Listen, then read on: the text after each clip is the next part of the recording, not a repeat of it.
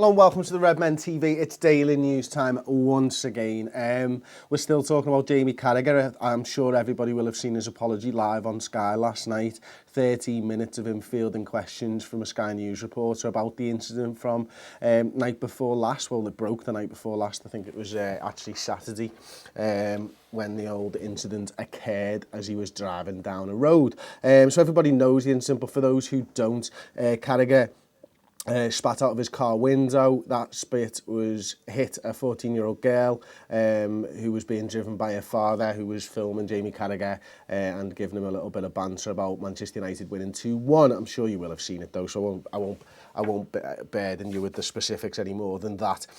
So I'm on the Sky News website now, and actually the spitting victim's family have urged Sky not to sack Jamie Carragher. So I think if we scroll down, they've got some quotes here.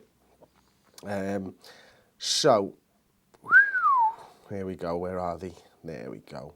Well, first of all, Carragher said it was a moment of madness on his interview. His biggest regret was that a young girl was caught up in the middle of the altercation. That devastates me more than anything, Jamie went on to say. I've got a daughter exactly the same age. I can't say how I'd react if someone did that to her, he continued. I've made mistakes in my 25-year career, but this is the worst one. Hopefully I get the chance to meet face-to-face with the family and apologise to them. He was obviously suspended by Sky Sports last night, and listen, I don't think anybody who spits, I think you know, as he said himself, it's the lowest of the low spitting on someone, but equally I watched that apology and I didn't expect to be quite moved by it as I was. You know, I was sat there and I was you know, vilifying Jamie in my head as we went along and stuff, and there was a point where maybe it was 2 or 3 minutes into the video, into the, you know, his live apology and stuff, and I thought, this is a guy here who for me is genuinely sorry. And it wasn't until she started, the interviewer started questioning Jamie about how his family have felt about it, and it looked to me like that hurt him more than anything. And listen, as a dad of two myself, like I've got 2 young girls, disappointing them would be the hardest thing. You know, obviously he regrets his decision. I think that was crystal clear.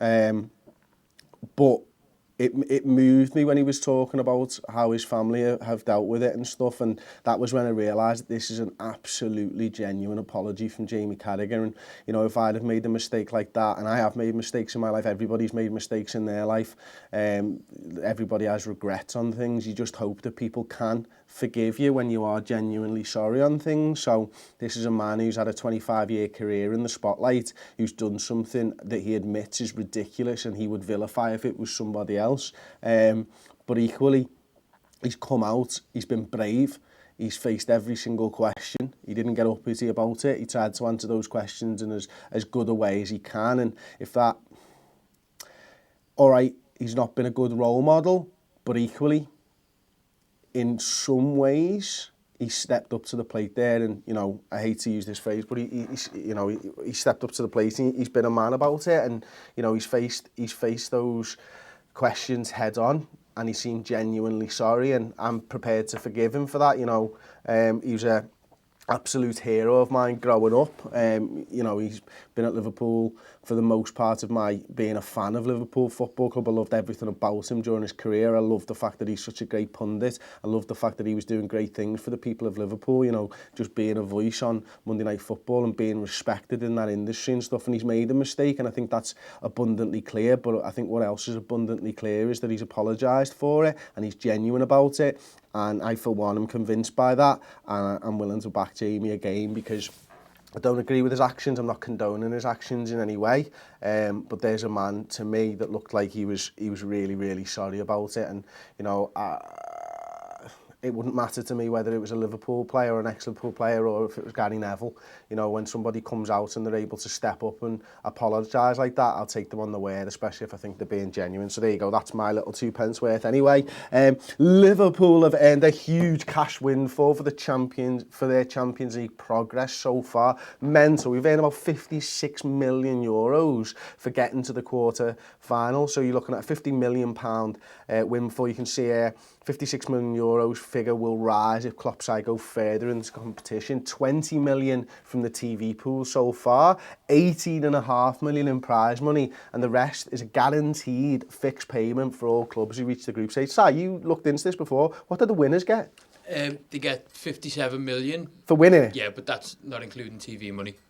Wow. Okay, so you could be looking at like 100 million quid, something like that if you win the Champions League. And what really surprised me about this is because we've not been in the Champions League for so long, just how much you can get. And you realise that, you know, getting to the quarterfinals and getting to the last 16, and us not being in the Champions League for so long, we've been falling so far behind. And I knew this, but now that Liverpool are going to get a windfall from it, you realise just how far behind you've fallen. I mean, Liverpool have turned their accounts around and they made a profit on the last accounts that were shown, and that was without Europa League football even. So the club's in a good financial footing and a good financial standing to then add this kind of a windfall, and basically means that we're getting Keita for about nothing this season, because all that money that we're getting from the Champions League is literally probably just going to go straight to RB Leipzig. And it's a bit mad, isn't it? It's crazy. So, wow, well played. Well played, Liverpool. Let's go and win it. Let's get another player for free as well. Roma have begun scouting Alisson's replacement, and it could be good news for Liverpool. So Roma are looking at a 19-year-old keeper, I believe. Lafont, his name is. One of the most highly rated keepers in Europe, and could be heading to Serie A. He's a Toulouse teenager. Alban Lafont is his name. I'll be honest, I've never heard of him. Never heard of him. He's my goalkeeper on my club on Pro Evo, and he's a cat on that. So he's a cat on size my club on Pro Evo. So there you go. Sign him up, Roma. Or should we just sign him? Let's get them both, mate. Let's use them part X. Let's part X him. And yeah, okay, so that's one thing, and you know, it could be a good move for Liverpool. I can't imagine Roma want a 19-year-old keeper between the sticks, if I'm honest, but there we go. Napoli, though, are to rival Liverpool for Alisson. So this is from Read Liverpool. Napoli in pursuit of Roma goalkeeper Alisson, according to TalkSport. The Reds aren't alone in their interest towards Alisson and will need to fend off competition from elsewhere if they are to land the shot stopper. So there you go, that's one on Alisson.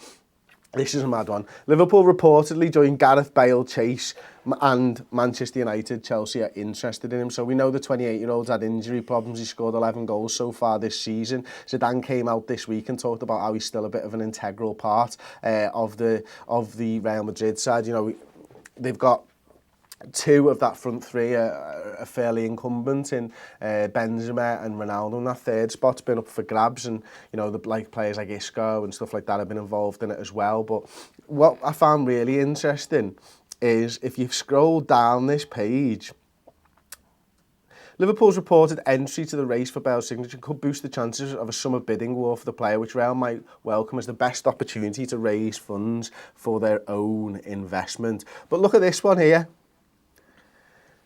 Deniran Alien wrote it was unlikely the Merseyside club would make such an offer for the winger, whose reoccurring injury problems in Spain have also seeded doubt about his long-term value. I mean, make your mind up. Are Liverpool interested in Gareth Bale, or are they not interested in Gareth Bale? If Real Madrid, as is reported, want to recoup as much of the £88 million that they spent on him, then Liverpool will not be looking at signing a 28-year-old with massive injury problems over the last 5 seasons for Real Madrid as the answer to our attacking prayers and stuff. So, you know, is this all to do with the Mo Salah rumours? So Real Madrid, Liverpool reportedly have said it's 162 million quid if you want to buy Mo Salah. I don't believe any of that. I don't believe that Liverpool are in for Gareth Bale at that price. If it comes down, maybe. Okay, little one about Mo Salah. His transfer value rises the most in Europe. So CIES, the laboratory website, have said that Mo Salah's value was estimated at 88.1 million in September 2017, but has risen in a remarkable manner in March 2017 to become 162.8 million, recording a 74 million pound increase in Mo Salah's value. The player in Europe whose value has risen the most. So there we go. Si, have you got some comments for me, my friend? Yes, I have. So Rory Mack says Carragher should not be sacked. Yes, spitting is scally behaviour, but the guy has been humiliated enough. Credit to the family, more forgiveness like that is needed in the world. Yeah, I suppose I suppose I agree with that. You know, I talked about this, funnily enough, a week ago on the website and stuff, as I've been in these situations where in work you've had to suspend people and you've had to sack people and all that type of stuff, and it's never a nice business. And one of the things that I used to do and take very seriously was hearing both sides of the story and weighing my time and deliberating on these type of issues and making sure that you get to the fairest result for everybody. Now, I try and put myself in Sky's position now, and I wonder whether that apology will probably have swayed me, and the fact that, you know, he's gone on live TV, and the fact that he has been embarrassed and everything else. So yeah, I tend to agree with that, mate. So yeah, fair play, well done, mate. Well, good comment. Next one, mate. So Sam Brook had the same point as you before about the Champions League money. That's Naby paid for then. Yep. Good point. Brian McMahon Gallagher says, and it kind of links to the Alisson stuff, if any penny of that money goes towards Butland, I'll be fuming. Yeah, Butland's not a player that I want to see at Liverpool personally. I think, you know, English goalkeepers are massively overrated. Butland's been a name that's been flying around Liverpool fans for a while now, hasn't it? English goalkeepers just struggle, which is mad, isn't it? And, you know, there's not that many great goalkeepers in the world, and to get one is very, very difficult. Yeah, okay. LFC Aaron, Manx getting on their high horse over Carragher. Did you sack Cantor when he physically attacked the fan? You can't take any moral high ground. It's an interesting point, actually. I'd not thought about the Cantona stuff with regards to the Jamie Carragher stuff. And listen, what they do with their players is up to them, like, you know what I mean? And I don't remember the specifics of the Cantona stuff, whether he came out and did a live apology or anything like that, but he did serve time, I think, didn't he? So, saw a comment before, which is interesting. Rooney got caught drink driving a few months ago and he's still a Premier League footballer. What's more dangerous? Yeah, that's a good point as well. Like, but it shouldn't be underestimated on the flip side that, you know, Carragher wasn't in control of his vehicle at the time because he didn't have his eyes on the road, and that goes for Carragher and the people in the other car. But, you know, you're exactly right. You know, Rooney's still playing in the Premier League. Would the Premier League step in? And Firmino. And Firmino, yeah, you know? Yeah, not just Rooneyism. So yeah. Stephen Zavon, would Chris forgive Neville if he spat at a Liverpool 14-year-old girl? I think I answered this one earlier, but because you've just asked it, you might have missed it. What I said before was if I felt the apology was genuine, then I would. If I can see past the fact that I absolutely hate Gary Neville's guts to say that he's the best pundit around football, I hope that I can see past a mistake in his life that he regrets when he makes a genuine apology. And that's the truth from me anyway. Yeah, so Zubai Desai says also, and so did Firmino, let's stop these stupid comparisons. You're absolutely right. The comparisons don't do anybody any favours. You either take the man on his word or you don't take the man on his word. That's what it kind of boils down to at the moment, isn't it? Yeah, so there we go. That's the Daily News Show for today. Thanks very much for watching, as always. Don't forget to like the video. We're well on our way to 250,000 subscribers. I think we're just about to break the 220 mark soon, hopefully. So if you're new to the Redmen TV and you like it and you're not subscribed yet on YouTube, please do get on that. You can hit the little notification bell and you'll get a little notification every time we go live and every time we put a video up as well. So that's always cool if you're into that type of thing. And we'll be back later with the free podcast, which will be going up on YouTube and in any of your podcast players if you follow the Redmen TV. So we're going to put the podcast on YouTube for the very first time, the full video podcast. So there we go. Thanks for watching. I'll see you next time on the Redmen TV.